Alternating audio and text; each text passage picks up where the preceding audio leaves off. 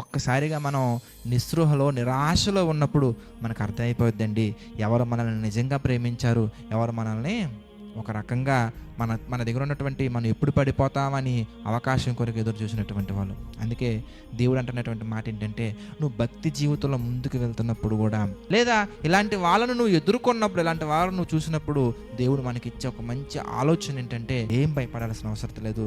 మనసును ధైర్యం తెచ్చుకోండి, నిబ్బరముగా ఉండండి.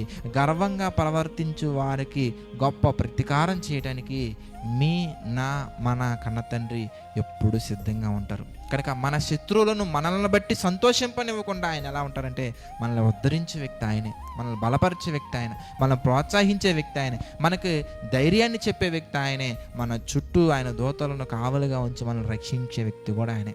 కాబట్టి ఎదురయ్యే పరిస్థితులను చూడకండి, ఎవర్ గ్రీన్, ఎప్పుడు ఫరెవర్గా కదలకుండా మనకి తన ప్రేమను పంచే ఫాదర్ని చూడండి. తప్పకుండా మనం ముందుకెళ్ళగలం.